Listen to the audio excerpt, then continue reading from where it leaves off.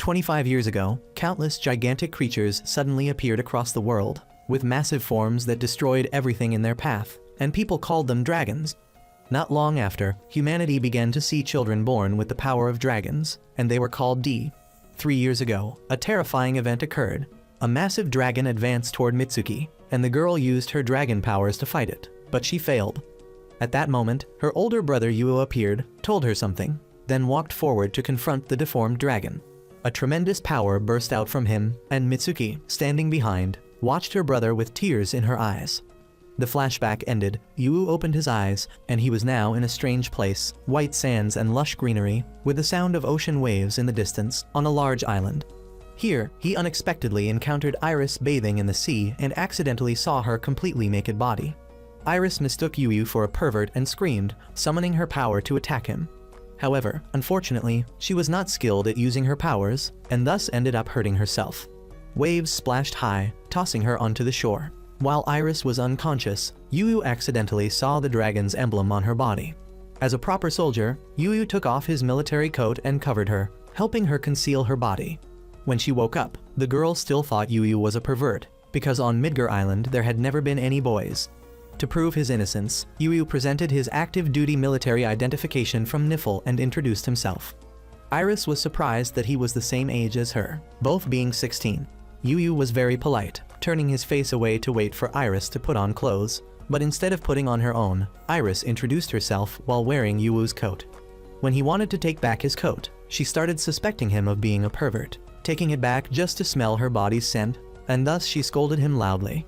At that moment, a girl sharing the Mononobe surname with Yuo appeared, greeting him after 3 years of separation, to Iris's shock and astonishment. The three of them then headed back to school together. Mitsuki gave him a school uniform and explained that, since he was on the island, Yuo had to enroll in their academy. Midgar had always been an all-girls school, and he was its very first male student. Before entering the classroom, Yuo was called in privately by Haruka, the homeroom teacher of class Brunhild. She introduced herself as a colonel, the one in charge of Midgar's command. She began testing how much he knew. Through a round of questions and answers between the two, some secrets were gradually revealed. Midgar Island was once a prison camp for D that Niffle had captured, but when society accepted the D, it was turned into an academy under Asugar's authority. Midgar's current objective was to use the power of the D to benefit society, such as materializing dark powers into rare resources and using them to fight dragons. After finishing his conversation with Haruka, Yuo was led by Mitsuki, his younger sister, and the student council president of Midgar, to be introduced to the whole school. The students were extremely curious about Yuo, surprised that he was a boy and also a D. Mitsuki reminded everyone not to discriminate by gender, but to care for and protect one another. Of course, if Yuo caused trouble, even as the brother of the student council president, he would still be severely punished. After the introduction, Mitsuki told him that since Yuo had been assigned to her class, he would undergo dragon communication training, and he should be careful and not make mistakes. When entering the class, Haruka once again introduced Yuo to everyone, but Lisa did not like Yuo, refusing to accept the admission of a boy and accusing Mitsuki of abusing her authority to bring her brother into the school. However, Mitsuki stated that it was a fair decision after proper procedures and official investigation. Yuo also raised his hand to prove he bore the dragon's emblem, showing that he truly was a D. Lisa then demanded that he demonstrate his power on the spot, and the classmates agreed. Yuo did not hesitate to display his strength. Dark matter was a substance that could be transformed into many objects and phenomena, and all D could control it. Yuo turned the dark matter in his hand into a gun capable of firing real bullets. Ariella did not understand why he would use his ability to create something so useless, and Haruka explained that at Midgar's, the enemy was not human, so using guns would be ineffective. Before starting the lesson, Haruka told Lisa to list all the dragon species that had been confirmed up to now, conveniently spreading knowledge to Yuo as well. Lisa connected her phone to the screen on the board and began answering. The dragons that had appeared included the black dragon Bertola, white dragon Leviathan, red dragon Basilisk, blue dragon Hekatonchires, gold dragon Fresberg, green dragon Yggdrasil, and purple dragon Kraken. Their next target was the red dragon Basilisk, whose shell was as hard as diamond, thus rendering Yuu's gun completely useless. Lisa looked down on Yuu's ability, but Mitsuki ignored her hostility, while Iris directly spoke up to defend him, saying that Yuo was now one of their comrades, and that she was not bothered by the embarrassing incident that morning. However, Iris's blunt honesty only made everyone think Yu was a despicable person, a stain that could not be washed away even if he jumped into the Yellow River. The scene shifted to the training room. Yu wondered why it was built underground, and Iris explained that failed materialization could cause deadly explosions, so it was built underground to prevent material detonation accidents. Yet what concerned Yu most was Iris herself, because of the explosion under the sea earlier that morning, and he also discovered that she had never once successfully materialized matter. Since it was his first time in the practical class, Yu sat in the observation room. The training hall began to change, and Haruka reviewed the lessons for the others while teaching Yu. By transforming dark matter into air, they could fly in the sky. To aid their practice, Mitsuki materialized dark matter into diamonds shaped like the red dragon basilisk. Lisa boldly declared that she would show Yu the difference in their abilities.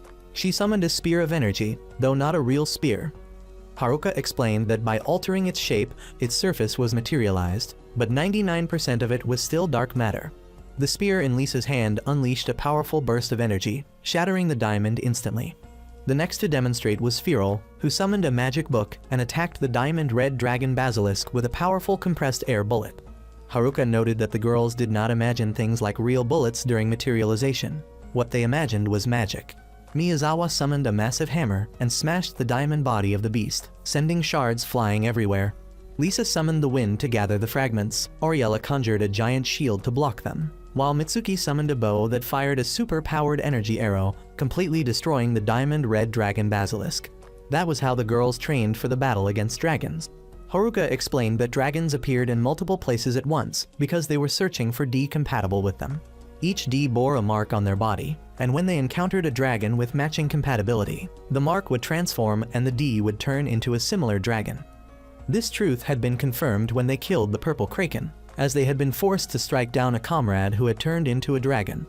Afterward, Midgar's fundamental objective was changed.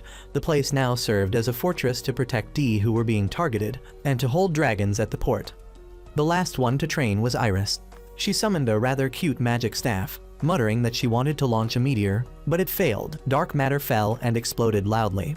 Seeing this, Lisa summoned wind to catch Iris and help her land safely. Even though she failed, she still had the spirit of not giving up. After class ended, Yu spoke with Iris. Instead of encouraging her, he bluntly concluded that no matter how much Iris tried, she would still fail, because she kept repeating the same mistake instead of correcting it, and people like that would end up dying early. Under the brilliant sunset, Yu grew curious as to why she tried so hard. Iris told him that a year ago, during a ship trip with her family, she was the only survivor after being attacked by the White Leviathan. She did not try in order to take revenge, but because she wanted to fight to protect others. At night, the two returned to the dormitory. Iris felt flustered because Yu treated her better than he did the others, and she wanted to know him more and also wanted to understand his feelings. However, Yu only saw her as a younger sister because she resembled Mitsuki in many ways. But Iris was not the type to give up easily. She wanted to get closer to Yu. Just as she was about to confess her feelings, the alarm suddenly rang, announcing a level C alert, White Dragon. Yu wondered whether level C was dangerous, then saw Iris holding her stomach, hiding the mark that was beginning to transform. In the command room, Haruka stood before the alarm screen, which displayed that in less than 48 hours, the White Leviathan would arrive at Midgar. At this moment, Yu returned to his room, suddenly seeing his computer display an incoming call from Major Loki. He had intended to contact Yu earlier, but Midgar's security was strong, so it had taken him quite a while. Loki revealed to Yu a way to exterminate dragons, which was to eliminate D who showed signs of transformation, and the Niffle organization needed Yu to work in the shadows on their behalf. Yu disagreed with such a cruel method. Loki subtly threatened that if Yu did not cooperate, they would have to resort to other measures. At this point, only 46 hours remained before the White Dragon's arrival. The following morning, Mitsuki gathered everyone in the auditorium to announce the impending appearance of the White Dragon. This was the second time it had appeared. The last time, after its emergence, it caused a shipwreck that killed many people. And now, in about 33 hours, it would reach Midgar. Its abnormal course change resembled the time when the purple kraken appeared. Mitsuki instructed everyone that if they saw their emblem change, they had to report immediately. Even if someone was the one attracting the White Leviathan, they would still fight to protect that girl. Yu, sitting below, suddenly remembered last night's scene, seeing Iris clutching her stomach as if hiding something, and today she had not come to the assembly hall. Yu grew anxious and asked everyone where Iris was, but no one knew her whereabouts. After searching everywhere, Yu discovered Iris standing on the school rooftop, seemingly with reckless intentions. However, Iris only wanted to calm herself down. Yu demanded to see her emblem to confirm his suspicion. Iris lifted her clothes to show him the mark and admitted that she had considered skydiving without a parachute, but she was afraid of death. Understanding her fear, Yu reassured her that no one would abandon her, and they would fight to protect her at all costs. Yet Iris was still afraid. If the white dragon could break through the final defense line, she would not be able to end her own life. She would transform into a dragon and harm everyone, which was something she did not want at all. Yu promised Iris that she would not turn into a dragon, and if the worst were to happen, he himself would end her life, as long as she believed in him and trusted everyone. Iris was confused. Could she truly trust Yu? Yu told her not to worry, because he was the strongest assassin in the world. Finally, Iris went to report to the school, since it had been confirmed that her emblem had changed color. The level C alert was raised to level A. At that time, there were still about 30 hours and 30 minutes before the White Leviathan's arrival. In the underground shelter, Yu waited outside, and Mitsuki came out to inform him that Iris had undergone a physical test and a thorough health examination.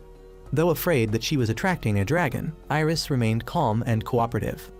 After hearing, Yu asked his younger sister to let him be the one to protect Iris from everything except dragons. He also told Mitsuki about Loki's request. Yu said, if he protected Iris, the Niffle organization would not interfere and would not cause trouble for Midgar. Mitsuki understood. If something terrible happened, her brother would personally kill Iris. However, she requested to be the one to do it. After all, this was not the first time Mitsuki had laid hands on a comrade. Saying so, she ran off, leaving Yu dumbfounded standing in place. At present, they had only 24 hours left before the White Dragon arrived. Since he had made his decision, Yu called Loki to inform him of his choice and asked him not to interfere in this matter. Although Loki agreed not to intervene, Yu was still quite wary of him because he was not trustworthy. After hanging up and returning to the hallway, he saw Lisa hesitating in front of Iris's room door. Yu found it a bit funny because Lisa was strong-mouthed but weak-hearted, clearly worried about Iris, but still had to act cold in front of him. Lisa said that since childhood they had to live away from their families, so the members of the class were considered her family. However, she still had not accepted Yu as a new member of this family. Yu advised her to rest well before the battle, but in truth Lisa had no time to rest. She had to be vigilant at all times. When Lisa left, Yu asked her about the battle with Kraken 2 years ago. Lisa stopped, coldly replied, the one who destroyed both Death Dragon's Kraken was Mitsuki. Rationally, she understood they had no other choice, but emotionally she could not accept it. So Lisa could not forgive Mitsuki for killing family members. The victim that year was Miyako of class Brynhild, younger sister of teacher Haruka. At present, they had only more than 22 hours left. Yu entered Iris's room to check. She proudly said it was quite comfortable here, with a screen to monitor the outside situation. Since she was wearing a nightgown, Yu reminded her to change clothes. Iris said she didn't mind so she wouldn't change, and even told Yu to sit on the bed instead of standing. Suddenly, Iris hugged his arm, confiding that she was a little scared because she was about to have her mark checked again. Yet somehow, when touching Yu, she felt warm and reassured. Yu's eyes accidentally shifted to the screen. He happened to see his sister's comrades exposing themselves as their skirts fluttered. Iris saw him blushing, then asked if he liked looking at girls' exposure, and if he wanted to see her underwear. Iris even proactively lifted her skirt, using this action to express her gratitude because Yu cared about her. Yu hurriedly stopped her and explained that she should respect and cherish her body. Oh, indeed a true gentleman in the hearts of the girls. Afterwards, Iris prepared to bathe. She tricked Yu into bathing first with the excuse that she feared the pervert Yu would lick her bathtub and drink her bath water. He was speechless with this girl, so he had no choice but to bathe first. However, while Yu was bathing, Iris wrapped in a towel entered demanding to scrub his back. What should not be seen almost got seen. Iris acted like a thief crying thief as if she were the victim. Afterwards, there was nothing afterwards, only each bathing on their own and each sleeping in their own bed. Yu intended to sleep in the room next door, but Iris called him back. She wanted him to be with her on this last night. Yu wondered why it had to be him and not Lisa or Mitsuki. Iris innocently said, because he treated her better than anyone else. So she only needed him. In the end, kind-hearted Yu agreed to stay. He sat on the mat at Iris's bedside and advised her not to think of everything so pessimistically, to think positively, to think of other possibilities that could happen, to think that she would have a chance to live, not always think that in the end, he would take her life. After listening to his persuasion for a long while, Iris also felt his words made sense, so she peacefully went to sleep. Yu still watched over Iris. Then he too drifted into slumber. In his dream, he dreamed of his childhood with Mitsuki. The two of them chasing each other up the mountain, gazing at the panoramic view of the city from afar. Since childhood, Mitsuki had a dream of marrying him to be her husband. So the two would always be together, like a private promise between them. Mitsuki even gave him a betrothal kiss. But as he dreamed to this point, a deep voice echoed in his head, saying he would have to pay the price for his memories. These words startled Yu awake. By this time, dawn had already broken. Iris had woken up earlier. She was watching the screen, observing the outside situation. Only 10 hours remained. At this moment, the white dragon Leviathan had already breached the first defensive line and was continuing to advance. The next defensive line was Mitsuki's combat unit. Everyone was highly focused and ready for battle. In Iris's room, Yu looked up at the screen and whispered, "White Dragon Leviathan," not knowing what he was thinking inside. A voice echoed from the innermost room. Mitsuki sternly told Yu that if necessary, he would end Iris's life. Moreover, Mitsuki emphasized further the things Yu should remember, that he must be mentally prepared. If Iris could not transform, then she herself would end Iris. Despite Yu's words of dissuasion, Mitsuki continued to do what she had resolved to the end. On the large screen in the central command appeared meteor fragments falling. Ariella and Haruka were operating in the command center. At a certain moment, Haruka's cold voice rang out and a barrage of missiles was simultaneously launched targeting the monster Leviathan. Leviathan's power was so overwhelming that the missiles fired had no effect on it. Elsewhere, Yu and Iris were watching on another screen. Yu's thoughts emerged, with a zero-gravity barrier capable of bending space of the monster Leviathan. Meanwhile, at the command center Haruka had the same thought as Yu. On top of a missile launch platform, Miyazawa, Lisa, Mitsuki, Firo, and Ariella received orders from teacher Haruka and attacked the monster. The monster ferociously charged forward with its zero-gravity barrier as its shield. One by one each used their unique abilities and powers, combining together to attack Leviathan, creating a shockwave explosion on the sea without a ripple. As for Yu's side, suddenly Iris felt something wrong and shouted for everyone to move away. Those words were like a warning. The monster surged up from beneath the sea. It appeared without a single scratch. Perhaps the previous attack had only angered it. Leviathan roared a sonic wave, but Ariella created a shield to protect everyone. Yet it could not hold and all were blown away by that sonic wave. Even the missile launch towers were shattered by the impact. Thus the battle feed was cut off. The situation was chaotic.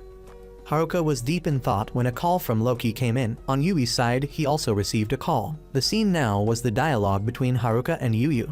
Yet it seemed she did not want Iris to be present beside him at this time. Knowing this, Yu told Iris to cover her ears until he and Haruka finished speaking, and Iris obeyed. Covering her ears and squatting down, Yu stepped forward and asked about the presence of Nifl here. The two exchanged words. One did not want Iris to disappear. The other said if she was here then everything would repeat just like 2 years ago. Yu seemed to have discovered a secret of Haruka that her younger sister was involved, so he thought that was the reason Haruka let Nifl intervene.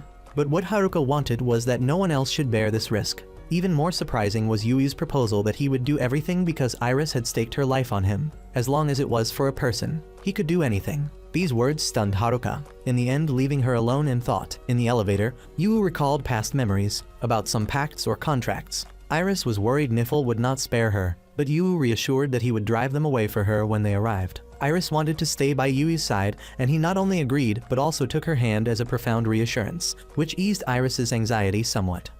Darkness descended. Soldiers from Nifl's army had already been deployed waiting to attack. Yu told Iris to stay put and he would use stun weapons, but it was difficult since the soldiers had real firearms while he did not. Bullets rained toward Yu, but one by one the soldiers were swiftly taken down by him because after all he had been in the military. So agility was necessary. The sound of gunfire kept echoing. It terrified Iris so much she trembled uncontrollably.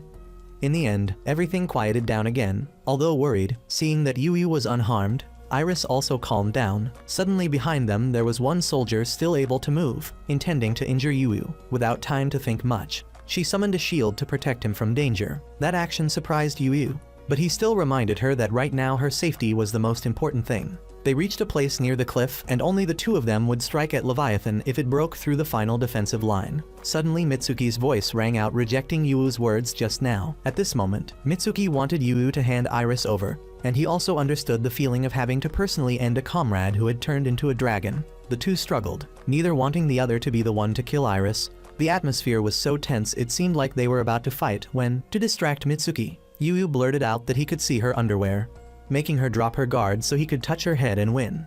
This was the rule between the two of them when they were children. Yu rejected the earlier idea of ending Iris and instead said they should fight together until their last breath. The scene shifted to late evening. Lisa asked why Yu and Iris were here. Iris sincerely apologized to Lisa. Moreover, Yu emphasized that Iris might be a key to helping them. From Yu's words, it could be seen how far her abilities went. While everyone was talking, Leviathan approached with a terrifying presence. Lisa, out of worry for Iris, wanted her to go down to the shelter. But Iris seemed to have her own decision, not to run away and not to give up. The power from the staff in her hand partly supported everyone. The gravity shield surrounding the monster vanished, creating a golden opportunity to destroy it. Each person launched their own strikes, compared to the battle earlier in the afternoon. Now they were doing much better. It seemed they had defeated Leviathan. But no, it was enraged. Its fury brought certain consequences for everyone. Leviathan kept advancing despite Iris's attacks. Yu recalled the past, remembered the time when he obtained his power, remembered the pact with Yggdrasil. But the price he paid was his memories. In the present, Mitsuki raised her bow aiming straight at Iris. At that moment, Yu stepped in and blocked behind her, and also turned back to look at Mitsuki, asking her to trust him. Then Yu came close to Iris, wanting to borrow power from her staff to continue the pact from their childhood. Again memories, what he had to sacrifice to gain power. A massive weapon appeared, and its target was Leviathan. The hideous monster before them, combined with Mitsuki's divine arrow, made Leviathan disappear forever from the world, unable to harm anyone again. In the end, Yu only smiled at Iris once before collapsing unconscious. The scene shifted to Yu's room the next morning. He received praise from Loki. In Loki's message, he was pleased to cooperate with Yu. Suddenly the phone rang. Mitsuki had come to see Yu to make sure he was still alright, and Yu teased his little sister. Night came again. Yu and Iris met at a beach. Iris proposed that she and he be friends. Perhaps she did not know, but they were already friends according to Yu's words. This surprised Iris very much. She was also grateful to Yu because everything she wanted was granted by him, and so she wanted to show her gratitude with a kiss for him. Perhaps that kiss changed everything. The quiet night scene, only the silhouette of Tyr appeared faintly in the darkness. Before her was a crimson-pink crystal shining brightly. It fell onto the bed where there were already 4 other crystals. One would think the atmosphere would stay quiet, but no, a flare from outside forced the main door open and was thrown in. Then one by one everyone in the room except Tyr was electroshocked unconscious. This terrified Tyr, and she hugged her teddy bear tightly in her arms.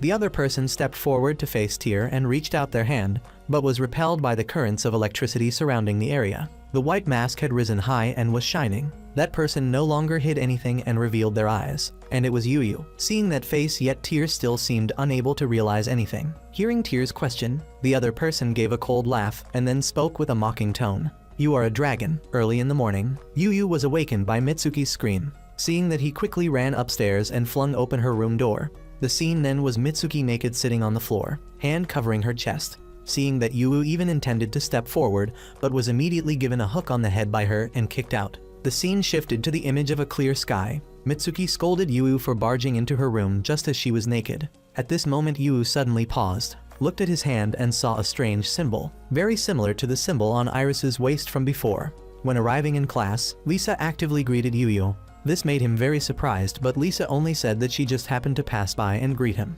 Lisa said she felt very grateful to Yu when he participated in the important mission about the Leviathan and made him an apprentice, although Yu did not understand what this was for. At this time, since Iris had not sat down at her desk, Yu went to look for her. Seeing her, so he called out. This startled Iris and she held her skirt. Iris worriedly said some words that Yu did not understand. But today everything changed, because there was a special health examination, and therefore the first and second periods were swapped and Yu was examined separately. He arrived in front of the president's room on the upper floor. In front of him was Charlotte, the one in charge of Midgar this time, and beside her was her personal secretary, Micah. The two greeted each other, then Charlotte approached Yu with a cautious tone, not wanting any girls to see a boy's body then get aroused. Charlotte shouted loudly, pointed at Yu and scolded. Then she began to examine Yu's body. Charlotte grabbed the hand with his dragon crest and muttered. Suddenly she licked Yu's hand, making him embarrassed. The examination was done, and one piece of news was revealed, that this exam was to check the dragon crests of the students. A large screen appeared. On it was the image of a basilisk that had moved out of its lair in the Sahara. Thought it was done. Charlotte invited Yu to go on an expedition, but unlike usual, those intentions were stopped by Secretary Micah beside her. Iris finished her examination, then went outside and slumped down looking very powerless. Elsewhere, Mitsuki stood on the podium while also introducing another new friend, Honoka and Tyr, the targets of the basilisk. It seemed that Yu had met Tyr somewhere, so she looked very familiar. Next came the explanation that the horn on Tyr's head was not from a dragon crest, but created by dark matter.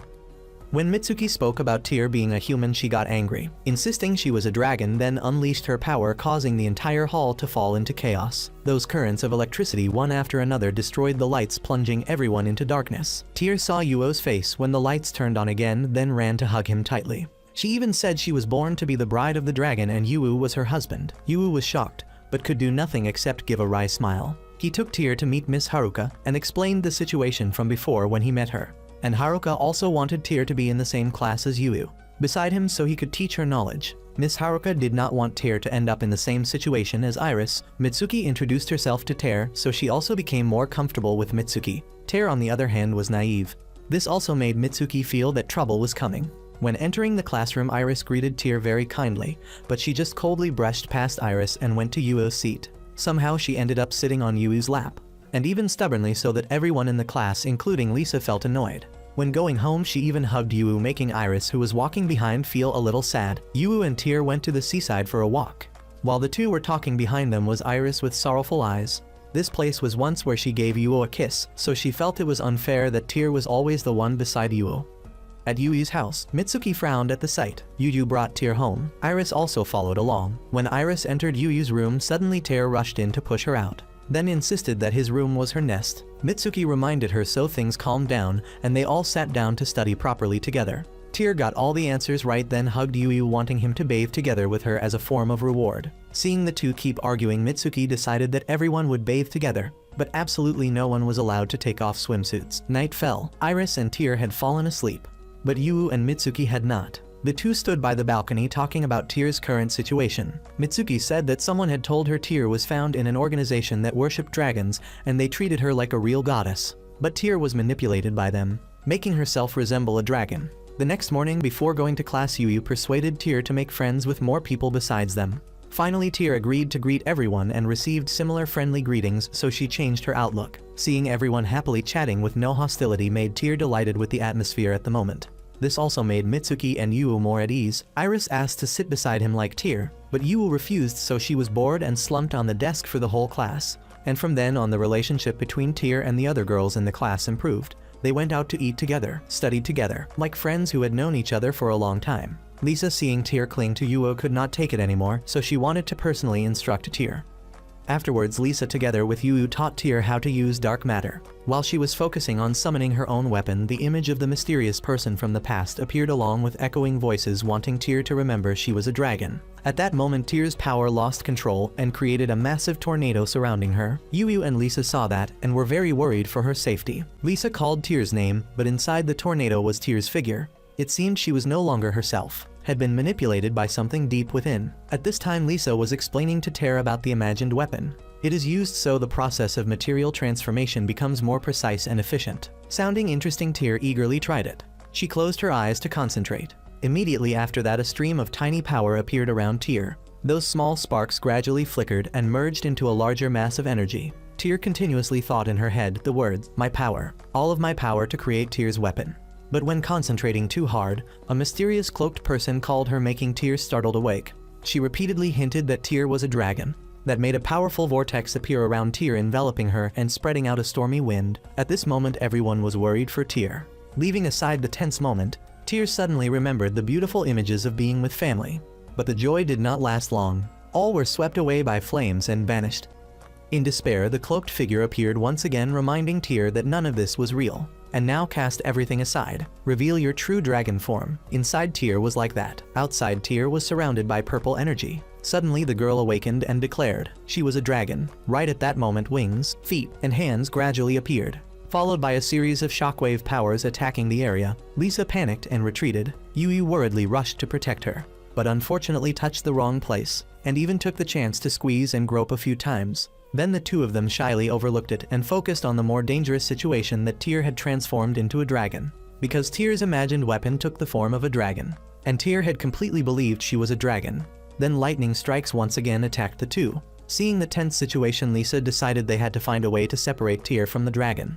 Then Lisa summoned the weapon Gungnir, pierced through. Flames erupted, shooting straight toward the dragon. When it pierced through its wing, immediately the wing restored back to its original state. Although difficult, Lisa was determined not to let Tyr remain like that. She persisted in firing at both wings and continued using the piercing technique. At that moment, Tyr suddenly awakened and separated from the dragon form. The girl fell freely from above. Yu quickly ran to catch Tyr and kept calling her name. The girl looked at him for a moment then fainted. Afterward, they brought Tyr into a room to rest. Yu just sat watching Tyr and decided to wait for her to wake up and talk to her. Just as he stepped out, Yu saw Hanoka taking off her shirt to check the wound on her back. Yu shyly apologized then turned away, but still took the chance to get acquainted with the beauty, and found out that Hanoka was injured because she made mistakes during the matter transformation training. Hearing that and feeling too embarrassed, Yu asked to leave, but he was held back by Hanoka, who asked him to help apply medicine to her back. He politely took cotton, dipped it in antiseptic and dabbed it on the wound. In this awkward situation, Yu asked about her circumstances, and learned that Hanoka had a rather cold relationship with her mother, and she had no father, having lived independently since childhood. Seeing that, Yu immediately befriended her and offered that if she ever needed anything she should tell him. He would be ready to help. After everything was done, a phone call came. It was about the dragon god cult planning to rescue Tyr Lightning. However, Midgar's defense system was tight, so they had not been able to infiltrate yet. Therefore, the anti-Niffle unit Kili Surtur Muspelheim would be dispatched. And when Kili arrived, there would be quite a lot of casualties, so Loki relied on Lieutenant Monono, Yu. Just as he hung up the phone, Tyr hurriedly ran up asking why she had fainted, where Lisa and everyone were. Yu placed both hands on her shoulders to reassure her and suggested they go out to talk about some things. Yu told Tyr about what happened earlier, that she had turned into a dragon, injuring Lisa and destroying the training room, but he knew it wasn't her fault. Still, he reminded her to apologize to everyone and made her promise one thing. From now on, she must not think of herself as a dragon anymore. She was a human girl. But Tyr refused. She summoned her power and said she was a dragon, that was why she had such strength. Then he explained that if she kept believing she was a dragon, she would never be able to stay beside Yu and everyone. And Yu also realized that Tyr's parents were fake. They had been burned to ashes. Now she only had Kili. She said this was like in the illusion earlier when she focused her power. Then Tyr sobbed, causing Yu heartache. So he held her and comforted her. After talking for a while, Yu brought Tyr back to meet everyone. Seeing that everyone happily welcomed her, Tyr shyly stepped out from behind Yu and apologized to all. Seeing Tyr like that, everyone was astonished, then said that it was nothing, and they did not mind at all. But Lisa was different. She came and knocked Tyr on the head, saying that those who made mistakes must be punished. They must be corrected before sinking into guilt, and Tyr had already atoned. She went over to hug Tyr and smiled to reassure her. Tyr did not need to worry about that anymore. Seeing everyone resolve the matter, suddenly Iris came up with an idea. She suggested that tomorrow they could all go out together. It seemed fun, so they chose a green beach with waves to play. Iris ran over, showing off her new bikini after being hit by the waves earlier. Yu praised that she looked beautiful in it, making Iris flush and collapse. Tyr also competitively asked Yu how she looked. Yu looked her over and praised Tyr as cute. But Tyr only wanted him to say she was beautiful and challenged Iris. The first game was a sandcastle. Iris set the rule that whoever knocked down the stick on top first would be the loser. Then they continued playing together, and Tyr was the winner. Afterward, Lisa and other groups of friends also arrived in full. Then Yu also praised Lisa that she looked beautiful in her swimsuit. But that made Mitsuki annoyed and threw a ball at Yu. She criticized that it was harassment. Hearing that Yu had to use his diversionary tactic to praise her as beautiful. But Mitsuki also said she would not blush easily like the others. However, after he praised her, she blushed even more and even pulled his ear away, shifting the scene to Tyr and Iris. Tyr always won in keeping the stick still. After that, everyone also had a fun outing together. Some went fishing, some lay basking under the sunlight on the beach, some read books and chatted with each other. It truly was a peaceful and joyful outing. Then afterward, everyone together played volleyball on the beach. Beside them were Ariella and Miyazawa sitting on the beach until evening, still unable to catch a single fish. And then the principal also wanted to join in their fun.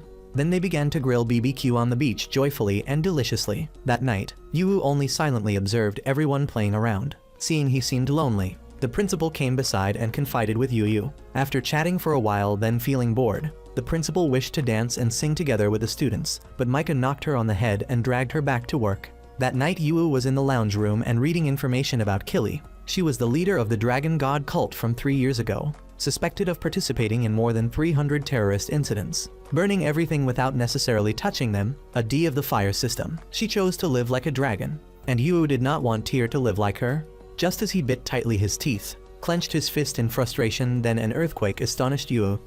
He quickly became alert, and unfortunately outside was already blazing with fire like what Yu had read about Kili. While Yu was skimming through about Killy, then outside there was already a blazing fire. A dragon had come in from outside to attack. Emergency alarms continuously resounded, and a rank blue was infiltrating here. It was the blue Hecaton Kairos. Yu worriedly went outside to see. He wondered why it was here. The principal was extremely astonished that no one had detected it. But since it was here, then they had to fight. Yet it seemed quite troublesome. Afterward, the loudspeaker voice calmed everyone. Students, please remain calm and go down to the shelter. At all costs, do not approach the academy at this time. Vuman had confirmed this girl was the only one with a changing mark, meaning the target of that Hecaton Kairos could be Tyr Lightning. These things happening made Tyr extremely worried. Understanding her feelings, Lisa bent down gently to reassure. Tyr, seeing that, also felt somewhat relieved, and then Mitsuki wanted Lisa to protect Tyr. While the one always beside Tyr was Yu, Mitsuki wanted to ask him to do something else. Because Tyr always trusted Yu and Yu was also the one who always chose to act in the most agreeable way. Tyr saw Yu going and felt worried, but he also comforted the girl and promised he would return. After reassuring Tyr, Mitsuki immediately gave orders. Firel and Ren gather on the rooftop, while Iris joined forces with Mitsuki and Yu.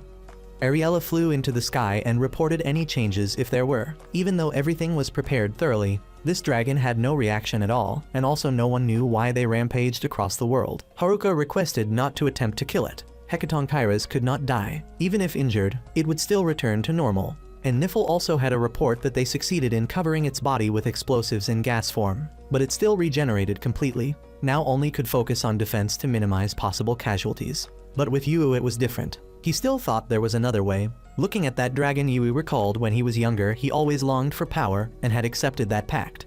And then Yu accepted unification and opened fire, remembering those times. Yu then asked Mitsuki's intention that she brought him here because she wanted him to fight it like 3 years ago. Mitsuki confirmed that and thought right now only Yu was the sole one who could drive this dragon away even temporarily, but that would be her final plan. Because if they repeated what had happened before, Midgar would have to suffer a very heavy loss. Moreover, Mitsuki feared Yu using that power again. However, regardless, Yu was still determined to protect Tyr and everyone in the academy. Shifting scene inside the room, Tyr was frightened, hugging Lisa tightly.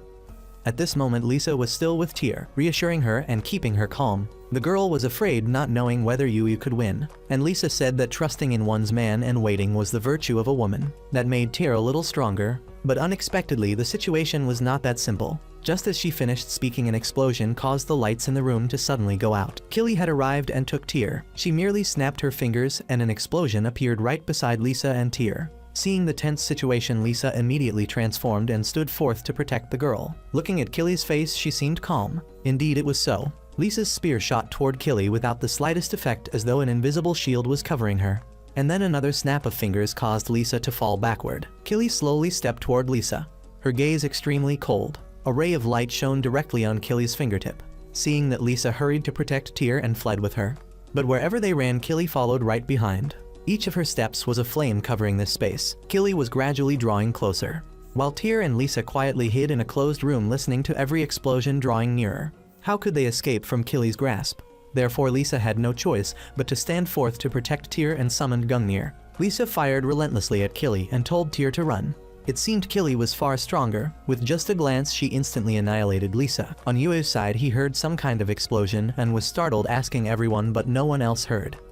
He worriedly recalled when he heard Loki's call that the dragon-worshipping organization was beginning to plan to rescue Tyr. Midgar's defenses were not easy to infiltrate, which also meant they would send Killy. Remembering those words, Yu suddenly realized he had been deceived by diversion. Indeed, Killy had knocked Lisa unconscious, leaving Tyr alone in danger. At this moment, a mark appeared on Tyr's thigh. Killy walked over and took Tyr. Lisa struggled to rise to block Killy, not allowing her to take Tyr away, and Killy ruthlessly struck Lisa. A surge of power shot into the sky. Everyone saw it. Together with that source of power, the dragon had moved.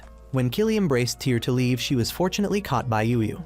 Just as Killy raised her finger to snap, Yu quickly fired a bullet at Killy, but it was blocked by her shield. Afterward, the weapon in Yu's hand was also heated by Killy until blazing and melted. Yu looked at his weapon, now reduced to a slimy mess. He realized this was the ultimate technique of high-temperature matter conversion.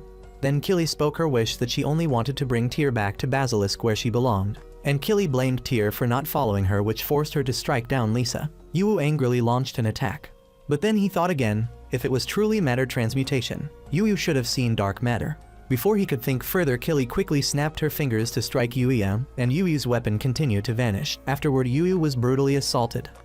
Tear witnessed it all. She remembered when her parents were burned alive and begged Killy to stop. Seeing the girl seemed unwell, she listened and spared Yu. Then Tear reluctantly agreed to obey Killy and become a dragon, and Killy continued to manipulate her mind. She said that Tear becoming Basilisk's bride would bring happiness to everyone, including Tear. Thinking back about the happiness beside the students in the academy, Tear suddenly realized something and teared up.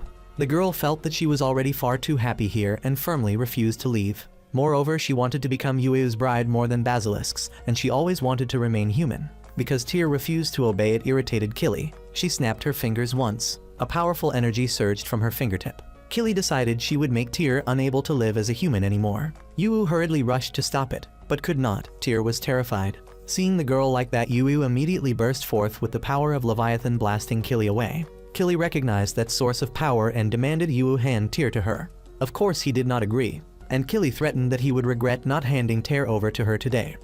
Before Yu could think, the dragon had already stepped into the academy, destroying every structure in its path. What would Yu do next to stop hackathon chairs and protect Tear? The memories of the past gradually resurfaced. From many years ago, when monsters suddenly appeared and threatened human life, Yu recalled the times he met with the students. They fought together to protect this world. Recently Yu met Tear, a cute and energetic girl. Yet it was precisely that girl who attracted a ferocious monster and brought destruction to the academy. Killy suddenly appeared and mercilessly wounded Lisa. She wanted to force Tear to leave. Tear grew angry, unwilling to comply, and was harshly suppressed by her. At this moment, Tear, injured, fainted in Yuu's arms. He furiously questioned Killy about her origin. Killy deceitfully replied that she was a D. Obviously, Yu did not believe her words. Killy implicitly revealed that her true identity would be for Yu to decide. She laughed mockingly and quickly departed. Now Yu still had another great threat waiting to be dealt with. Mitsuki, not receiving any response from him, urgently called loudly into the transmitter. The students, all worried for Yu, simultaneously focused on the beach, not far away. Just moments later, the transmitter suddenly came back to life. Yu's voice resounded through the device, making everyone breathe a sigh of relief. The gigantic monster still continued, slowly advancing deeper into the island. Yu, while carrying Tear on his back, hurriedly asked Mitsuki about the current situation. Based on the map in her hand, she suggested diverting the monster away from the academy. Ariella grew anxious when there was no way to make the massive monster change direction. Mitsuki suddenly had an idea. She suggested using wind to force the monster back toward the sea and then launch an attack. Everyone unanimously agreed with this plan. Understanding the idea, Yu quickly brought Tear to a safe place to regroup with them. But at some point, Tear had already awakened. Grabbing his shoulder, stopping him in surprise, Tear stepped down from his back, determined to fight alongside everyone against the monster. Iris, hearing this, quickly tried to dissuade her, since Tear was the very target of the colossal monster's attack. Tear once again affirmed that she wanted to fight with them, and no longer wanted to run away. Yu also worried she might lose control like before, so he quickly tried to persuade her. But Tear remained resolute, saying she was no longer a D. Seeing her determination and desire to protect, Yu and the students in turn accepted the girl's resolve. Now the monster suddenly shifted its direction toward Tear and Yu as they moved. Mitsuki, seeing the opportunity, quickly and urgently led her comrades into battle stance. The massive monster, paying no attention to them, still relentlessly pursued Tear. Under Mitsuki's command, the female students in succession attacked the monster with many techniques. The monster, enduring many powerful strikes, collapsed right after. But it did not stop. It stretched its huge hand toward Tear. In this dangerous moment, Tear desperately searched for her strength. A pair of wings spread wide behind her. Powerful lightning from Tear surrounded the monster, yet still could not repel the ferocious beast. Yu hurriedly aimed his gun at it. At that moment, in his head resounded the voice of Yggdrasil. He followed its words and shouted the command phrase. The bullet fired, blasting the monster upward. The female students all simultaneously stared in astonishment at the strange repulsion field. Immediately, Yu loudly signaled them to once again attack. While the monster was weakened, Yu expressed his intent to borrow Tear's strength. The girl agreed without hesitation. Yu once again traded his memories to gain more energy. He did not want to lose the wonderful comrades beside him. Everyone together launched a simultaneous assault on the monster under Mitsuki's command. When the monster was pushed into the firing range, Yu swiftly launched a cannon shot at it. Showing no signs of regeneration, the monster was destroyed. Sunlight once again shone down upon the island. Everyone rejoiced. Yu felt fortunate, believing that he himself had not changed too much.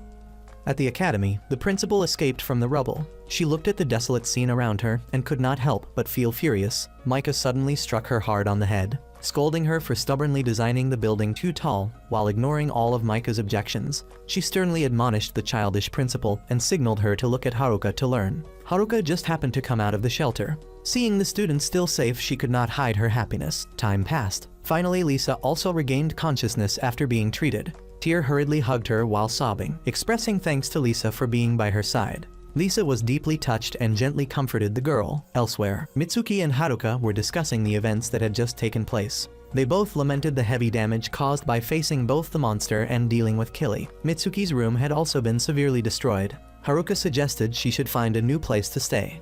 At this moment, Yui was also troubled by this issue as his own room was not much better. Iris shyly suggested that he could temporarily stay in her room, but before she could finish speaking, Tear had already approached and proposed that Yui marry her so that he could live with her. Yui did not agree as he thought this was too sudden.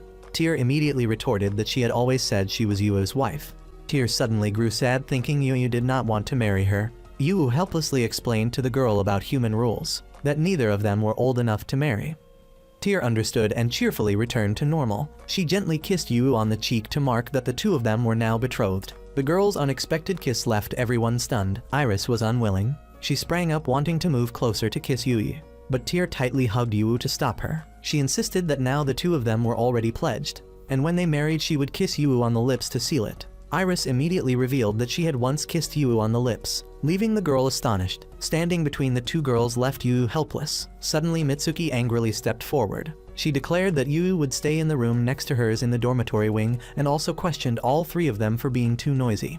Her stern expression made both Iris and Tear simultaneously apologize. Mitsuki coldly turned her back to leave, but then suddenly turned back and coldly said that Yui was actually the most at fault. Yui was slightly startled at hearing his name, but then had no choice but to lower his head and admit fault. That night, in her private room, Mitsuki focused on writing the report about the incident. Seeing her cold demeanor, Yui also realized she was sulking about something. Suddenly Mitsuki stopped typing, showing she wanted to have a serious talk with him. She spoke of the reason for the monster's appearance at the academy and the possibility that it had been transferred here from elsewhere, though such a thing had never happened before. Mitsuki frowned when mentioning Yui's bullet that had nullified gravity and launched the monster upward. Yui broke into a cold sweat and reluctantly said he was only testing it, thinking it might have an effect. Mitsuki grew slightly angry at his recklessness. She suddenly became troubled by the secrets Yui was still hiding from her. Yui recalled the things he had gone through with his friends. He needed power, and the price he paid was his memories. Yui sank into thought and said nothing more, leaving Mitsuki saddened. Yui was just about to explain when Mitsuki suddenly cut him off by asking about another matter. She grew slightly flustered when asking about Yui and Iris's kiss, causing him to freeze for a moment. Yui awkwardly confirmed it was a thank you kiss from Iris after fighting the monster earlier. After receiving his answer, Mitsuki suddenly fell silent. She said no more and prepared to leave the room. But upon reaching the door, she suddenly turned back to remind Yui not to act like that again. Unexpectedly, Mitsuki uttered an apology to Yui and to Iris, leaving Yui bewildered. Mitsuki hesitantly said it was unfair to Iris that Yui's first kiss had been with her. Those words from Mitsuki made Yui pause as he could no longer remember those memories. Seeing he did not reply, Mitsuki hurriedly said it was not a big deal, because at that time both of them were still too young. She suggested Yui should not mind the kiss and the promise from long ago. Yui did not agree with her words and refuted. He believed that those memories always existed. Mitsuki, however, did not want to be bound by promises and instead wanted to strive on her own to fight monsters as atonement. Yui firmly declared he would end the war and would not abandon her happiness. His words deeply moved Mitsuki. She leaned against Yui and burst into tears. In an undefined space, a girl kept comforting Mitsuki when she had lost the will to fight. Suddenly everything changed. The girl named Miyako turned around and left following someone's call. The embracing hands covered the girl. Mitsuki panicked and desperately called out her friend's name. She suddenly awoke from the nightmare that had always plagued her. The next day, the students gathered at the cafe in the academy. Tear attentively inquired and took care of everyone and was about to add sugar to Yui's cup. Iris suddenly came closer, insisting Yui preferred black coffee. Tear grew slightly angry, explaining the benefits of sweets. Iris quickly added sugar to Yui's cup. Tear, unwilling to concede, dropped in another cube of sugar. Iris did not back down. Both of them alternately added sugar, making everyone very exasperated. Lisa, troubled, spoke up to admonish them. Suddenly Lisa expressed her gratitude to Tear for saving her, which made Tear momentarily cheerful again. Seeing the situation ease, Yui spoke up, praising Lisa as a good girl, which startled Lisa. She grew indignant, believing he was teasing her. Yui quickly explained he was simply complimenting her. He suddenly continued to praise Lisa's appearance, which made her slightly embarrassed. Iris and Tear also wanted to be praised and simultaneously pressured Yui. A call from the academy interrupted everything. When everyone had gathered, Haruka immediately announced the news they had received. A monster was approaching. This monster could turn everything into stone and salt with its red light. Judging from its direction, it was heading for the island, aiming directly at Tyr. Haruka warned of the danger of this monster and suggested they move to a deserted island to find a way to destroy it along with the island. After the meeting, Iris and Yu strolled along the beach. Yu worried that traveling by ship might bring back Iris's painful memories. But Iris smiled brightly, assuring him she was fine, leaving Yu momentarily dazed. He praised Iris for her strength, as she always surprised him. Iris appeared full of pride in herself. Yu suddenly said he wanted to know more about her, which left Iris stunned. Yu hurriedly apologized, thinking she disliked it. Iris blushed, believing he wanted to get to know her. The two awkwardly looked at each other without saying more. The next day, the group departed according to plan. The principal watched the ship gradually leave with immense sorrow, but her emotions were suddenly interrupted by Micah's iron bar. On the ship, everyone continued to discuss their upcoming plan. Haruka announced that a student from another class would join them. Haruka introduced the student as one with outstanding achievements. It was Hanoka. Everyone could not help but enthusiastically praise Hanoka's record. Hanoka humbly accepted their compliments and warmly greeted everyone. At that moment, Tyr rushed over to announce the appearance of a dolphin. Iris quickly pulled Hanoka along with the excitement. Yu did not join them, but instead stepped back into the cabin. Miyazawa and Firol were engrossed in their own work. Both felt dizzy as seasickness overwhelmed them. Yu helplessly watched them, still reading books and using a computer on the ship. Yu snatched Firol's book, which made her displeased. He offered to return it after she recovered from seasickness. Miyazawa, sensing danger, tightly hugged her computer, refusing to let go. Seeing their discontent, Yu quickly greeted them, then left to let them rest. As he was walking down the corridor, he suddenly heard Mitsuki and Lisa arguing. He was about to step forward when someone pulled him away. Mitsuki insisted she was guilty toward Miyako, and that Lisa did not need to forgive her. Lisa, dissatisfied, kept questioning Mitsuki that she did not need to take responsibility on her behalf. Yu and Ariella hid in a corner, unable to step out and intervene because this was a private matter between the two of them. Lisa, irritated, walked away as Mitsuki continued to blame herself and put all the fault on her. Upon returning to his room, Yu also recalled what had happened years ago. Mitsuki had once accidentally put her close friend in danger. He believed that Lisa had always resented Mitsuki. Lost in thought, Firol came to him and demanded the return of her book. He asked about her current condition. Firol replied she was fine. She took his hand and placed it on her stomach to check that she had eaten a lot that day. This action startled Yu, and he quickly backed away. Firol coldly looked at his reaction and continued to demand her book back. Yu felt he was being teased by her and recklessly threatened to reveal the ending of the book. Firol angrily pushed him down. She forcefully covered his mouth to stop him from saying it. Yu struggled to remove her hand, explaining that he had never read the book. Firol grew slightly angry at being deceived. Yu hesitantly suggested she move away from him, but Firol suddenly reached out and touched him. Firol wanted to research new things to write about in the future. She touched Yu's heart and instinctively felt his heartbeat quicken. Yu said it was a natural reaction when facing a beautiful girl. His words momentarily stunned Firol.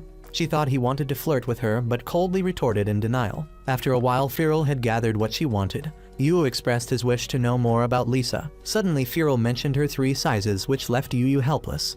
Yu wanted to ask about the matter between Mitsuki and Lisa. He wanted to find a way to reconcile the two. Firol revealed that Lisa did not resent Mitsuki because of Miyako, which left Yu astonished. That evening, Yu invited Mitsuki to the ship's deck to talk. He expressed his wish for her to open up about her story with Miyako. Mitsuki requested to hold him to muster the courage to recount the painful events. She began to tell everything. Many years ago, Mitsuki had accidentally helped Miyako during a great storm. Miyako was a beautiful and radiant girl who left a strong impression on Mitsuki. The two gradually became close after Mitsuki discovered that Haruka, her idol, was Miyako's elder sister. Miyako had outstanding academic achievements and innate control abilities, which sometimes made Mitsuki feel envious, but Miyako's genuine affection dispelled those negative thoughts. The two became so close that Miyako always prioritized Mitsuki and sometimes made mistakes. One time, the academy broadcasted an emergency warning of a giant monster intrusion. The students hurriedly entered battle formation. While everyone was discussing strategy, Miyako suddenly dazedly mumbled that the monster was calling her. Her words stunned everyone. Miyako's dragon seal suddenly shone. The monster lunged its tentacles toward them. But Miyako did not evade. Mitsuki quickly held her and dodged to the side. Upon opening her eyes, Mitsuki was horrified to find both of them surrounded by the monster's tentacles.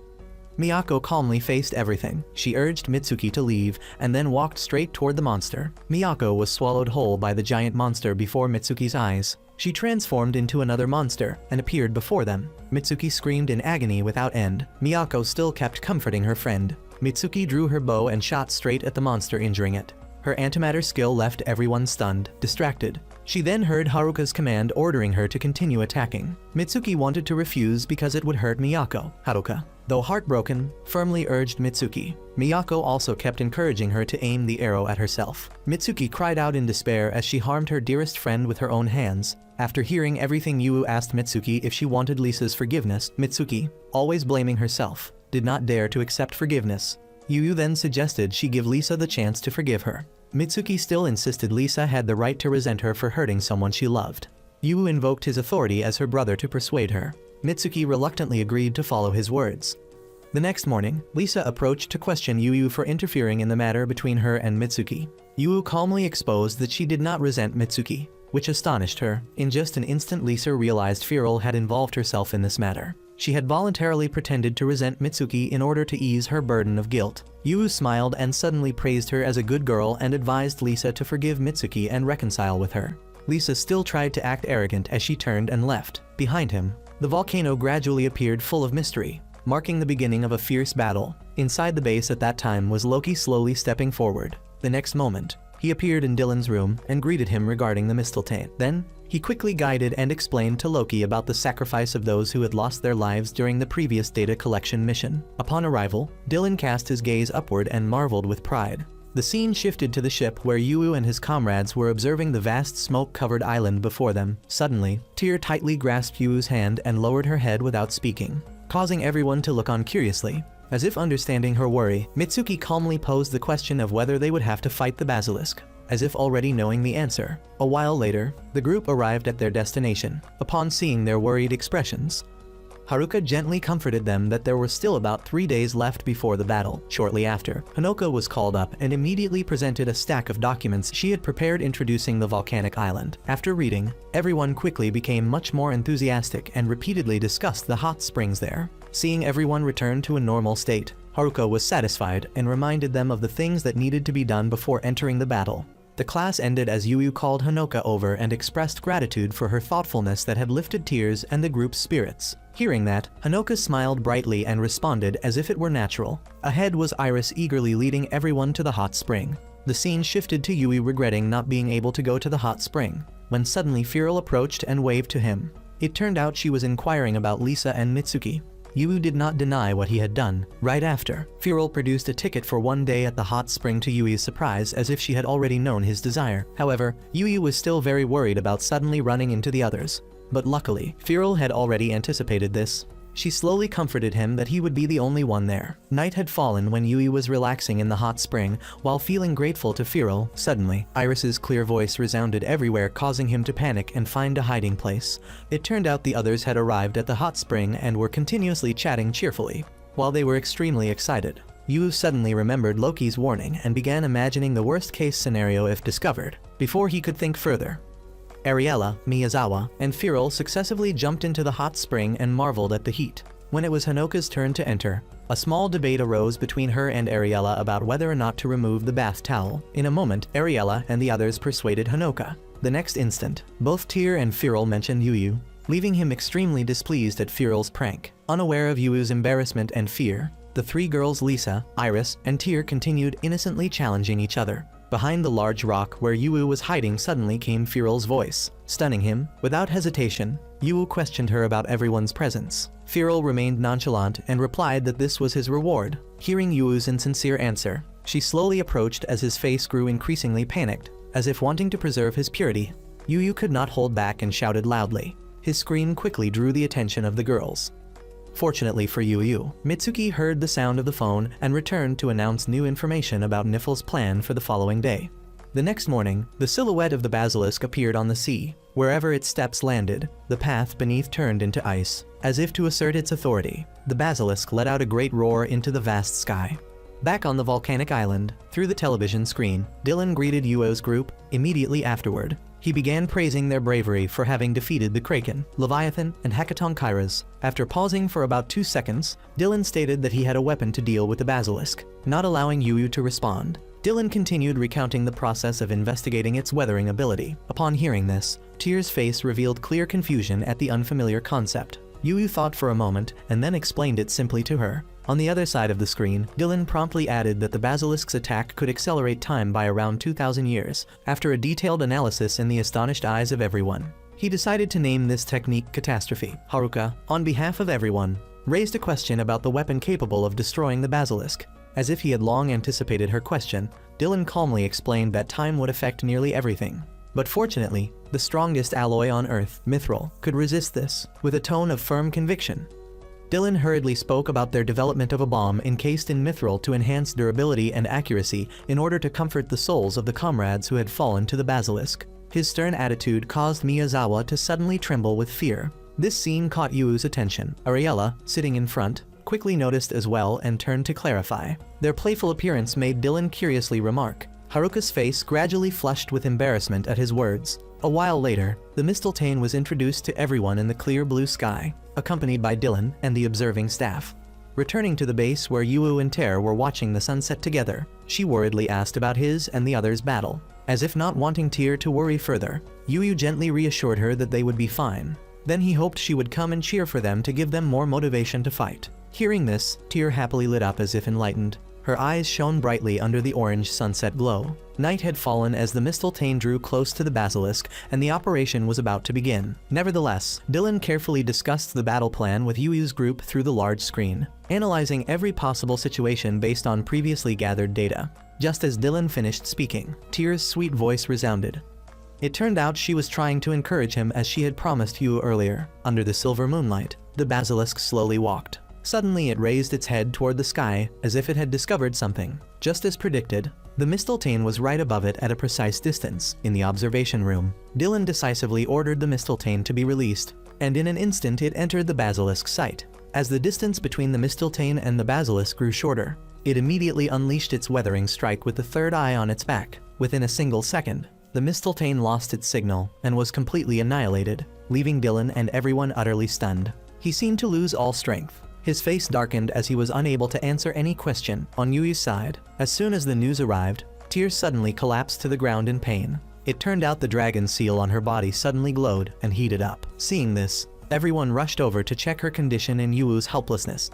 The next morning, aboard the command ship docked at the harbor, Haruka had contacted Major General Dylan. He informed that the basilisk possessed a third eye unknown to them, which was why the previous night's attack had failed. Resulting in tremendous sacrifice, Haruka believed it had been cornered, thus forced to use this third eye.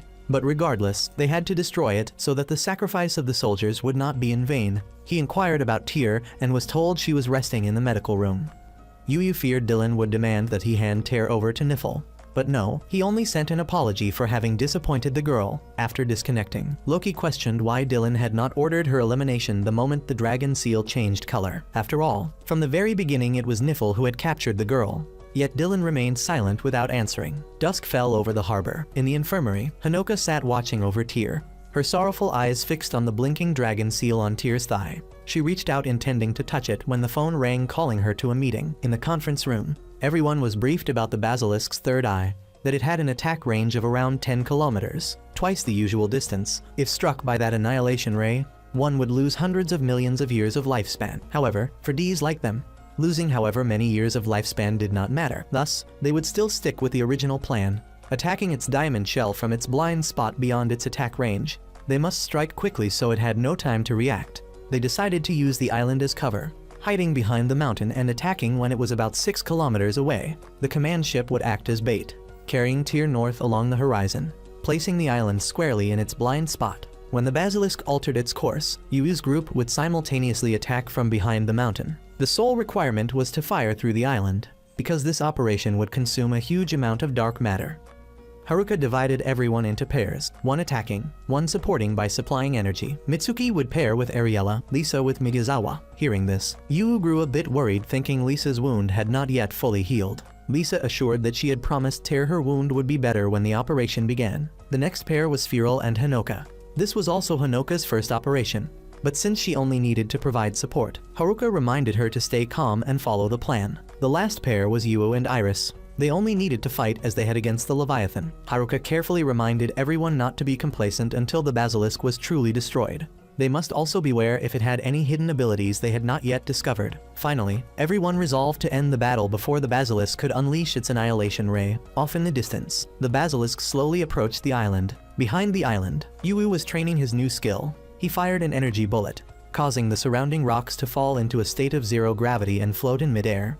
But when the bullet vanished, the effect ended, and the rocks fell. This was the power of the Leviathan, gravity nullification. At that moment, he recalled the headmaster's words, that he was not the only one able to reproduce the power of dragons. After the death of the Kraken, his younger sister Mitsuki had gained antimatter ability. Although nothing could confirm such a thing was safe, it had already happened before. The headmaster advised Yu not to worry. He regained his resolve and thought he could use this skill to save everyone. But then the headmaster had raised a bold counter-thought hypothesis, that all these had stolen their powers from the dragons, that humans were terrifying creatures stealing their strength, that Yu was a hunter, not prey. Ending his recollection, he was startled by the booming sound from Iris's direction. She was training by attacking distant rock spires. Seeing Iris hit her mark even from quite far away, Yu did not hesitate to praise her, so the two sat down and talked. Iris said she would give everything she could within her power. Yu praised that she always exceeded his expectations. His words made her blush. Iris remembered that day by the shore when he had said many things, among them that Yu wanted to know her, and she did as well. Returning to the present, Yu wondered if it was alright that Iris had given him her first kiss as thanks. Iris said she did not mind because it was Yu. Just as Yu was about to say something, Iris, weakened by emotion, placed her hand over his mouth, afraid he might say something that would sadden her and affect the mission. And even if he intended to say something that would make her happy, she would not allow it, because they needed to focus their minds and fight for Tyr. After training ended, everyone returned to the infirmary to visit Tyr before going into battle. Lisa promised she would not let the dragon capture the girl, and hoped she could try to wait just a little longer for them. Weakly, Tyr said she would wait for Yu and everyone to come back. Yu also promised that he would defeat the red dragon Basilisk and then return to her. When Basilisk was still 15 kilometers from the island, they began the operation. The command ship immediately set sail, while Yu's group quietly hid behind the island. Basilisk was heading straight, but then suddenly felt something strange, blinked a few times, realigned its target, and turned its direction toward the command ship. At this time, on the mountain of the island, the designated attackers began summoning their weapons. Mitsuki summoned a bow, Firil summoned a spellbook, Lisa summoned a spear, and Yu summoned a great cannon thanks to the power of the six-headed dragon Yggdrasil. When the attack group moved into position, the support group began their work. Ariella transmitted energy to Mitsuki, Hanoka to Firil. This was the first time she felt the abundant energy flow through her body. Miyazawa to Lisa, and Iris to Yu. At that moment, from the command ship came the announcement. Basilisk was only 6 kilometers from the island. Haruka began the countdown for this supposedly surprise attack operation. Yu's group tried to amass as much energy as possible, hoping for success. As soon as the order to fire was given, immediately, the piercing arrow, the supernatural cannon shot, the energy orb, and the flaming spear burst forth, unleashing their attacks. The powerful energy pierced through layers of rock and soil, rushing straight toward the red dragon Basilisk at extreme speed. Yet somehow, its third eye still detected it. Basilisk didn't hesitate to unleash its deadly red destruction ray, intercepting Yu's group's strike. The destructive beam was so strong that it completely swallowed their attack and even bounced back, shattering the mountain and striking them instead. Everyone panicked in shock, unable to believe this result. In the infirmary on the command ship, Tyr convulsed in pain as if electrocuted. Outside, Basilisk's destruction ray pierced the island. No one knew whether Yu's group was alright. At that moment, Yu gently spoke to Iris, saying he hoped to know her better someday. Hearing these sincere words, Iris blushed shyly and finally voiced the feelings she had kept inside for so long. Meanwhile, Mitsuki still resolutely claimed that the sin of killing Miyako was hers alone to bear, and she must atone. Then Lisa repeatedly scolded Mitsuki in front of everyone. Watching this, Tyr wished she could do something. While Tyr writhed in pain, everyone outside looked on, worried for her. Lisa swore she would never let the dragons take Tyr. As Lisa launched her attack from the island, the eyes of the red dragon radiated a power that overpowered everyone else's attacks. It pierced through many layers. Just then, Yu hastily fired a bullet that deflected the course of this power like some kind of Indian physics trick. But luckily, thanks to the protagonist's halo, it worked. And the power vanished. Seeing how bad the situation was, inside the control room Haruka quickly ordered everyone to retreat immediately, moving at the lowest altitude possible. At this time, the red dragon unleashed another strike on the island, piercing everything with immense destructive force. After a moment of silence, the control room hurriedly reported that the attack team had returned. Hearing this, Haruka immediately ordered to increase speed and leave the area at once. Meanwhile, everyone was still gathered in the infirmary, worried about Tyr. Lisa and the others were sorrowful because they could do nothing to help her. At that moment, everyone had fled, perhaps they had been defeated. In this quiet time, suddenly Mitsuki turned away and left first. Seeing her go, Yu quickly tried to follow, but before he could, Haruka stopped him. She encouraged Yu, saying it was thanks to him that everyone could return safely. Humbly, Yu replied that the credit should belong to Hanoka instead. But even so, the operation had failed, and Niffle would not let them off easily. At this moment, Mitsuki was out on the deck, and Yu ran out to share his thoughts with her. Mitsuki was deeply blaming herself for being useless, but Yu kept encouraging her, saying he would never give up. Then he reminded her of the promise she had made to Lisa, and Yu continued to urge Mitsuki that he didn't want her to keep shouldering all the responsibility like that, reminding her not to give up. Hearing these words, she felt a little lighter and somewhat comforted. The scene shifted to Yu and Mitsuki reviewing the battle between the Red Dragon and Niffle. Yu assessed that Niffle seemed to have done better than them, while Mitsuki reconsidered their original plan. They had used the horizon and the island, even attacked from the dragon's blind spot, and although it sounded perfect, Mitsuki questioned why it was still able to detect them. At that moment, Yu noticed and realized that the red dragon hadn't used its third eye when it attacked them. If it had used that eye, they would have been finished. Realizing this, Yu immediately went to the control room and asked Haruka to contact Loki Jotunheim of Niffle. Yu told Loki up front that he didn't want to kill Tyr, and that he had a new plan. Yu now hoped Loki could persuade Niffle to lend him a Mistletoe. Yu believed that if they used Mistletoe, they still had a chance to defeat the Red Dragon, even though previously Mistletoe had been nothing compared to it. Seeing Yu's determination, Loki decided to try helping him this one time. After finishing the call with Yu, Loki immediately connected with Major General Dylan. The scene shifted again, with Yu calling everyone into the meeting room. He believed Niffle's strategy was the most useful way to fight the Red Dragon, and the one thing Mistletoe lacked was a thick enough layer of mithril. If the Ds like them supplemented that with their matter transmutation abilities, they could use it to finish the Red Dragon. Then Lisa gave her opinion. The Red Dragon's third eye could disintegrate even mithril, and no amount of mithril could withstand it, which was why Niffle had given up. Yu countered that only applied if it could use Catastrophe. Yu explained thoroughly. Up until now, the Red Dragon had fired Catastrophe twice from its third eye, and each time it required about 5 seconds of activation. On top of that, it should have been able to use it against them, but it hadn't, which meant there was a price it had to pay each time it used it. Yu's group could only generate dark matter in limited amounts, and perhaps the same was true for the Red Dragon. It had used up all its power to destroy Mistletoe, and in the 5 seconds afterward, it would be drained, meaning it would be powerless right after attacking, and that would be the moment they could destroy it. If they could provide enough mithril to withstand those 5 seconds from the third eye, Mistletoe could reach the Red Dragon Basilisk. After discussion, everyone agreed, except Hanoka, who remained silent. During that very meeting, she decided to speak with Yu. Hanoka was still uneasy about destroying the Red Dragon, but as she was voicing her hypothesis, Iris pulled Yu away because Lisa and Mitsuki were in conflict again. Mitsuki had decided she would board Mistletoe, but Lisa firmly refused to let her friend do such a thing. However, Mitsuki's resolve could not be stopped. Seeing this, one by one, their friends all volunteered to take Mitsuki's place, including Yu. At that moment, Lisa came up with a condition under which she could forgive Mitsuki. Mitsuki must devise a flawless strategy, one that naturally included everyone's participation, one that satisfied everyone there, and most importantly, one that brought everyone back safely. Late that night, Mitsuki sat blankly on the deck, and once again, Yu, ever the considerate man, came out to share and comfort her. At that time, Mitsuki remembered the days of her childhood when Yu used to soothe her and be by her side, which had made her very happy. Thinking of this, she suddenly opened her eyes and looked at him. The two of them smiled and chatted happily together. Then Mitsuki left and ran back to her room, determined to come up with a new plan. But at that moment, a new problem arose. The infirmary where Tyr had been was completely destroyed.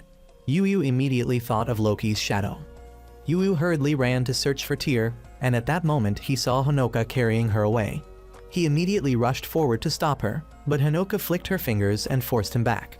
That familiar gesture made him instantly realize the connection between Hanoka and Kili. In the next moment, Hanoka transformed into her true form, Killy, her face filled with killing intent as she smiled at Yu Yu. Now Yu Yu finally understood that she had been deceiving them all this time. Killy admitted that the atmosphere within their group wasn't bad, though she regretted having to return to her solitary path. Yu Yu refused to let Tyr be turned into Basilisk and stood ready to fight Killy to protect her. Killy mocked him, saying they only had two choices: either destroy the Red Dragon Basilisk or destroy Tyr. But she offered a third life as dragons. Wasn't life better than death? What could be worse than dying? But Yu Yu was not swayed by such words. He firmly declared that Tyr had chosen to live as a human, and so he would never hand her over. With words failing, they clashed in battle. Killy summoned a barrage of explosive rounds, while Yu Yu summoned a shield. In terms of dark matter strength, Killy was far superior, but Yu Yu did not care whether D or not. As long as his opponent was human, he would not lose, for he was Loki's strongest Fafnir. Gripping a shard from his shattered shield, Yu Yu used his Godspeed footwork to swiftly evade the rain of projectiles and close in on Killy, restraining her. Killy questioned why he didn't kill her, but Yu Yu replied that Tyr had chosen to be human, and he wanted to know what Killy would choose. With a calm smile, she said she was a dragon. But Yu Yu reminded her of her own words that he could decide what she was. And now, he decided that Killy was also human. At last, Killy released Tyr. Before leaving, she warned Yu Yu that Basilisk was a formidable foe, one that could see the future. Then, before parting, she kissed Yu Yu lightly on the cheek, telling him to prove himself stronger than Basilisk. When Mitsuki and Lisa rushed over after hearing the explosions, Killy had already vanished. They quickly brought Tyr back to the infirmary, where Yu Yu explained everything to the others. Learning that Basilisk could see the future, Mitsuki finally understood why they had failed before. The scene shifted to a military aircraft. Mitsuki reviewed the battle plan again. The drop point for Mistletoe would be at 15,000 meters, and they would move to the release site using Nifl's aircraft. Firil and Mitsuki would control Mistletoe's trajectory until it struck Basilisk. Oriella would deploy multiple layers of physical barriers to shield Mistletoe and the group. Lisa and Miyazawa would create an air shield to reduce the shockwave of the explosion on everyone, while also handling unexpected developments such as confirming whether the third eye's attack duration stayed within 5 seconds. If it attacked longer than 5 seconds, they would execute Plan A. If it attacked a second time, Plan B. If it chose to evade, Plan C. No matter which plan was used, every member was vital. Finally, Yu Yu and Iris, their role would depend heavily on the situation. One by one, the group slid down from the aircraft onto Mistletoe with firm resolve. This time, they would destroy the Red Dragon Basilisk and save Tyr. As the operation began, Basilisk seemed to sense something. It lifted its gaze to the sky, its eyes blinking and a growl rumbling in its throat. On the command ship, Haruka reported that the Red Dragon had stopped moving, likely aware of Mistletoe. The countdown began 3 minutes. In the infirmary, Tyr's dragon seal glowed as she writhed in pain, breathing oxygen on the bed. The moment Mistletoe reached its position, Haruka gave the order to release it. They began adjusting its altitude. Basilisk showed no intention of dodging, so they recalibrated Mistletoe's trajectory. Firil carefully calculated the descent path for the battle plan. Below, Basilisk shifted its stance, preparing to intercept Mistletoe as it had before. At 10,000 meters altitude, its third eye began to gather power and then unleashed its red catastrophe beam. Everyone began counting down the duration of this move within 5 seconds, and they had predicted correctly. The third eye could only fire its attack for 5 seconds. However, Mitsuki felt regret. If it had attacked when they were at 5,000 meters, it would have been better. She instructed everyone to prepare for the second strike from the third eye. Lisa analyzed that perhaps it attacked early just to buy time for its second strike. While they were still discussing, they had already reached 5,000 meters. At this distance, the Basilisk could attack with its normal catastrophe move. Of course, catastrophe was not strong enough to stop the Mistletoe from approaching it, so it had to continue using its third eye. Mitsuki still remained calm, because if the Crimson Dragon attacked based on the future it saw, and its actions could change the future, then they would turn its own weapon against it by changing their future and delivering it an unexpected strike. Mistletoe was shattered by the second strike of the third eye, and the group immediately deployed Plan B. As soon as the silhouette of Lisa's group appeared, the Crimson Dragon Basilisk also saw its own grim future. It turned its head to flee, but it was too late. Lisa launched the Holy Spear, piercing through its third eye. The Basilisk roared in agony, gravely wounded. At that moment, Yu Yu and the others had also landed on the ground. Yu Yu fired a zero-gravity bullet. Firil launched an attack with a compressed air sphere. Miyazawa struck down with a hammer Mjolnir upon the Crimson Dragon, and Iris used an explosive move to break its hard defenses. Mitsuki and Lisa were both determined not to let the tragedy of Miyako happen ever again. Finally, Yuyu borrowed the power of the Six Dragons Yggdrasil to fire a powerful anti-dragon energy bullet. Mitsuki fired the ultimate arrow, Lisa fired her blazing spear, and Ariella along with everyone else also assisted in attacking. Being besieged at close range, the Crimson Dragon Basilisk could no longer endure. In the end, its body exploded, black smoke billowing thickly. In the infirmary, Tyr's dragon seal had returned to normal. Yuyu and everyone had succeeded. Everyone was still alive. Lisa praised Mitsuki's excellent plan and decided to forgive her. Lisa ran to embrace Mitsuki and expressed admiration, proud to have a friend like her. Everyone ran to hug each other in celebration. In a tall tower, Mr. Dillon received the report that the Crimson Dragon Basilisk had been annihilated. In Loki's personal office, he smiled in satisfaction. In the bathroom, Killy kissed Yuyu's picture on a tablet, whispering that they would meet again. On the tower of Midgar Academy, the principal saw the victorious ship returning and happily said he wanted to hold a celebration banquet. But his secretary Micah told him to restrain himself since they still had to rebuild and repair the academy. After returning to Midgar, Mitsuki went to thank Yuyu for what he had done and also expressed that she would keep the promise she made when they were children, that she would always love her brother more than anyone else forever. When hearing Mitsuki mention things from the past, fragmented images between Yuyu and his sister appeared in his mind. He spaced out for a moment, then went to the promised place to watch the sunset with Iris. Yuyu revealed that every time he made an exchange with Yggdrasil, he would lose a portion of his memory. Yuyu feared that if one day he needed even greater power, he might even forget Iris. Hearing this, she told him to tell her the memories he never wanted to forget, and she would remember them for him. Even if Yuyu forgot her, Iris would never forget Yuyu, because they would always be together. The next morning, Mitsuki pulled Yuyu, running quickly to class. They saw that Tyr had recovered, and the classroom atmosphere became lively again. Our story ends here, but the journey of Yuyu and the girls of class Brunhild will not stop there. They will fight for each other until all the dragons are destroyed.